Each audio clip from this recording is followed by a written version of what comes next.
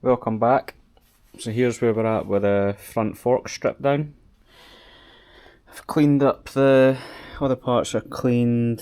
There was some pitting and corrosion at the bottom of the forks. You can maybe just see that. So I've given it a little rub down to take the rough edges off. Getting them apart wasn't too bad. I needed a special tool to compress, to pull the spring spacer down, i.e. compressing the spring so that I could get this jam nut on the top of the damper cartridge. So by doing it this way, it means that I've not had to take the bolt that's in the bottom of the fork out to remove the damper completely.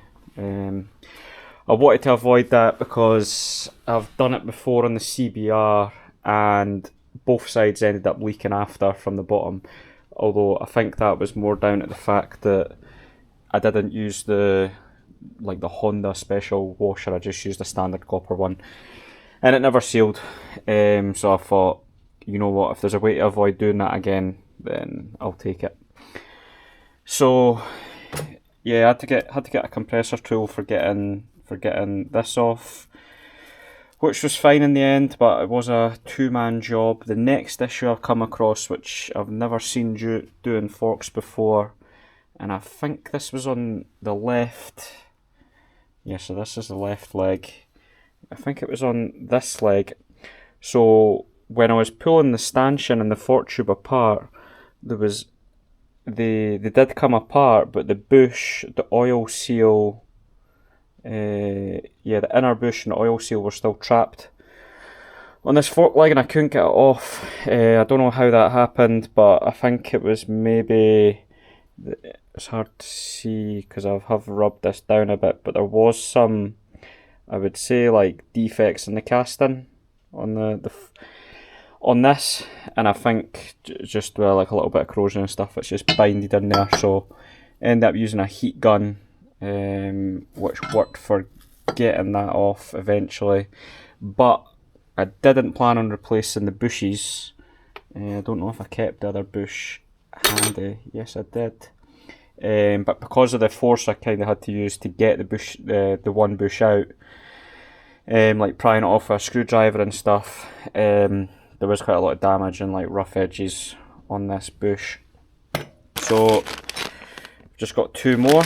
Weirdly on the K-Tech website, it doesn't come up any bushes for this particular model of Monster 1200, but if you go on the Ducati website, bring up the parts diagrams, get the Ducati part number for it, then I could actually see on the Ducati website the part number for these bushes was common to one of the other, or a couple other Monster models. I think it was the 821 and the 797, so the suspension's different, but they obviously have common parts. So once I found out what models had the same bush, I then went back onto the K-Tech website, and I can't remember if it was a 797 or an 821, but basically by going on, they did have the bushes listed, so I got them ordered.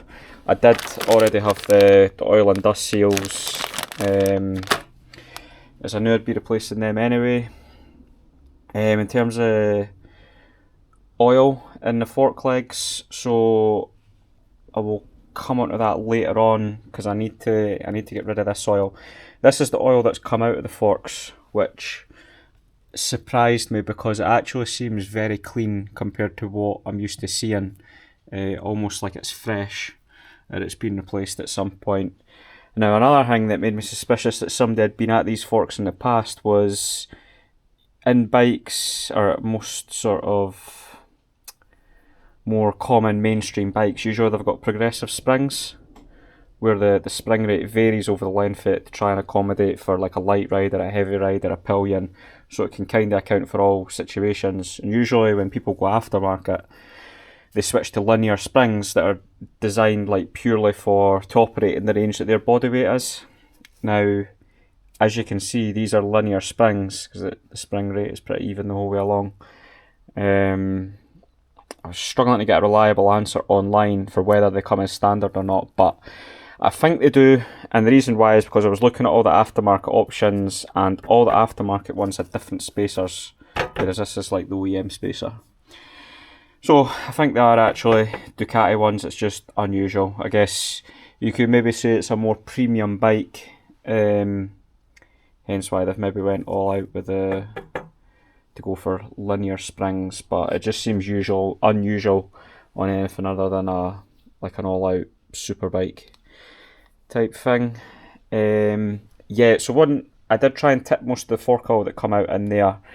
Now the Ducati manual doesn't give you a height measurement or like an air gap measurement. K-Tech do. K-Tech say 115mm. So Ducati just tell you the fork volume, like the oil volume. So it's like 500ml on one side and like 506 on the other. So I tried to get as much in there as I could, just as a baseline for how much has come out them.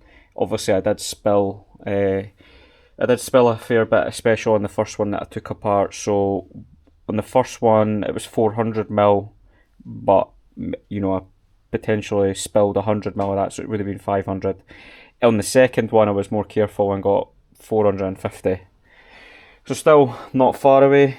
I did mean to check the air gap on both, but because I spilled quite a lot in the first one, I didn't think there was any point. But when I came on to do the left leg, which is just, it doesn't have any damping, it's mainly just for the spring. But I measured the air gap, I think I've wrote it down somewhere, but not there. I'm sure it was 110mm, which is interesting because that's less than what K-Tech say, and I would have expected some of the oil is like lost over time. So in terms of improving the performance of the forks, I've not actually ridden the bike to know you know, what needs improved and what doesn't, but I have a feeling they'll probably be quite soft. And one way to stiffen it up a bit is to increase the oil volume in each of the legs and reduce the air gap.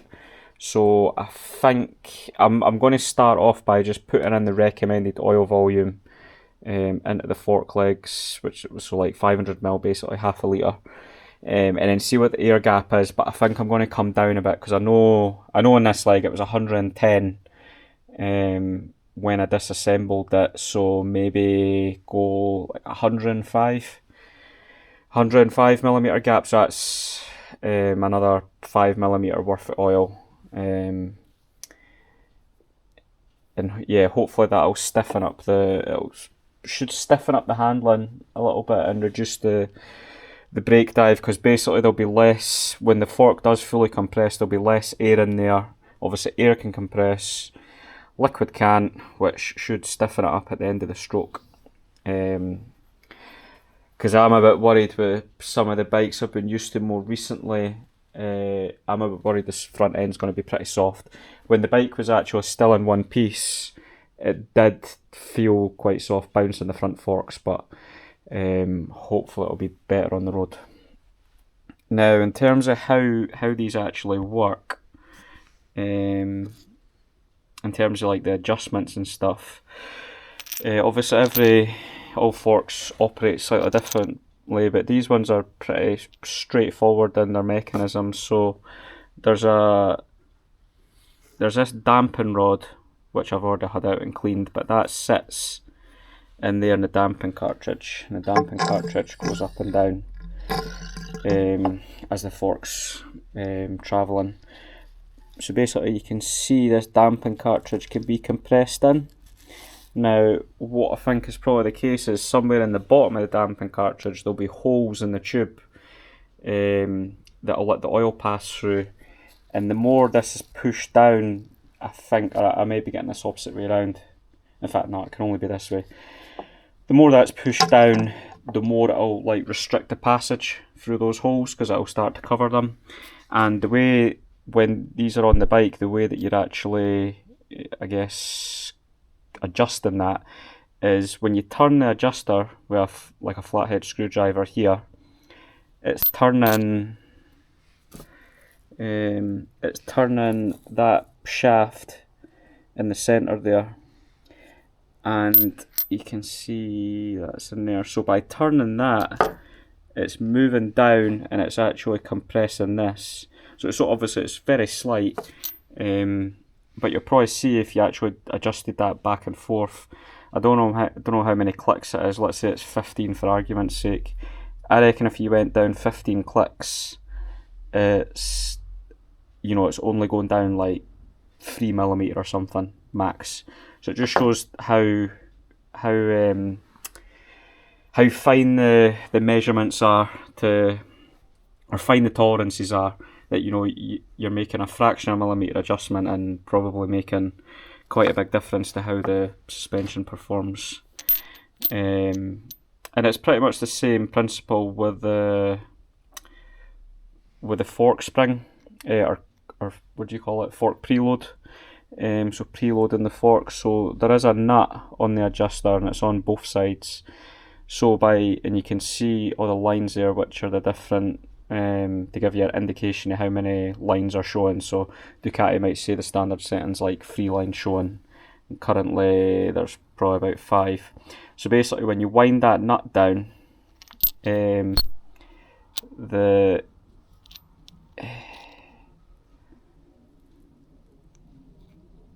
understood this right? Yeah. When you wind the nut down, it basically winds down something else, which lifts this little spacer. So it'll start to push it into a more lowered position, like that. Now by doing so, that's actually where that sits on the fork spacer. So it's starting to apply pressure to this, and then starting to consume some of the spring travel. I'm struggling to compress it with just my pinky and 2 fingers on our hand, but I think you get the idea. And then the only other adjustment you've got on this is in the bottom. So I think one of these will be for compression, which will be this one because it says comp, and the other one will be for rebound. So it's two different valving systems. One which acts when the fork's being compressed, and then one for it returning. All the damping is done by the right fork leg. The left fork leg, it does have the cartridge, but there's no damping. I think you can actually see it just moves freely up and down. And it's mainly just for the sake of having springs on both sides. I think the air gap does matter for both, so you do want to keep it consistent so that both forks should really bottom out at the same time. There shouldn't be one that like hits its max travel and the other one's still moving slightly. It probably wouldn't really affect the bike, but I don't think it's going to be that. There's going to be like an imbalance stress on either side of the forks. Because of the fact that it's only the damping on, we're only doing the damping on one side, I have got the fork oil somewhere. I did have it somewhere. I can't actually remember where I've put it. But the fork oil I've bought, the CST value is, in fact, I just remembered where it is. It's over here. So that's the fork oil. So I think the Ducati fork oil that they recommend for these forks is like 21 CST. So think of that as like the weight. This comes out as 18, which is slightly lower. Now, probably, unless you're Valentino Rossi, you'll probably not notice the difference in the oil viscosity, but that is usually how suspension tuners and people that are racing or doing track days are tuning like the damping characteristics. So, if they use a thicker oil, then it's slowing things down. If they're using a thinner oil, it's speeding up the suspension movement. I think usually in most cases you want to slow it down. So anyway, what I'm planning on doing is mixing it with other leftover fork oil that I've got from the same brand. So it's Motul again, but it's 10W, and I think the CST value is like in 38 or 39, but I've only got dregs left. So I'm hoping I've maybe got like nearly 100ml. So I'm going to go 100ml of that, 400ml of the new stuff, mix it, and then I'm going to put that in the damping leg, and that should, with that sort of mix, it should get me very close to what Ducati recommend from the factory. So I'm going to do that in one leg, and then in the other leg where there's no damping done, I'm just going to put the 500mm or whatever the air gap I'm going for is of the stuff that I've just bought, because it's fluid is fluid, and all I'm really needing fluid for in that one is like for taking out the last sort of compression of the fork. So it's, in my opinion, it's the viscosity or the weight of the oil or whatever is only really critical in this one, because this is where the damping's happening, this is where the oil's passing through the cartridge, and then obviously you've got the adjusters for adjusting it and whatnot. Don't know if there's anything else to say. I'll probably come back when I have started to fill them up, and I'll tell you what I went for. So I need to get rid of this oil, and then I can put the new stuff in, mix it, and start putting the seals and everything else back on. Right, so just to finish this off, that's the old fork oil. Well, I've got 2 bottles there, and it did actually come about 100ml on there. So I've got that. I'm going to add 400ml of the lighter stuff that I've got a full litre of. So that'll give me 500, and I've then got the thing for setting the air gap level. That's set at 105mm, which is 5mm less than standard and 10mm less than K-Tech say. So K-Tech say 115mm. I measured the the left fork when it come out, and it was sitting at 110, and that was before any oil or that had spilled out. So it should be slightly firmer than standard, but nothing too crazy. So as you can see, the seals and stuff are back in, and I've got that one sat there. Was a bit of a pain in the arse, but I'll get there. So now I just need to put the oil in, put the springs back in, and then get a second pair of hands to compress the spring with this, and then that'll allow me to tighten the top cap. One thing to bear in mind as well is on this leg where you've got the actual damping rod. So this has got so what is this? This is Rebound on the top, so it's got the Rebound adjuster. So it just threads onto a rod, and then there's a jam that tightens up against it to keep it in place. But per the manual, there should be 16 clicks of adjustment in that, and I did have to play about with where it, just loosely threading it on before doing, finally assembling the fork. But loosely threading it on to see how many clicks I was getting to start with. I was getting 18 or 19, so it obviously wasn't actuating the little piston in the rod how it should have been. But I just played about with it and got it slightly further down on the thread to the point where, it was bang on 16 clicks of adjustment start to finish. So that should be exactly how it was from factory, because if you mess that up when you put it back together, then you'll end up with half the adjustment range not adjusting anything, because it's threaded further up the rod, and damping rod's nowhere near the bit on the other side here that's being adjusted, or vice versa. It could be pressing it down too much to the point you've already got maximum firmness and you've not even touched the adjuster, which shouldn't be ideal either. So I'm hoping it's easy enough to get it back together from here. But that's probably a wrap for this video. The next one will hopefully be either the belts, doing the belts, or changing the chain. One of the two. Cheers.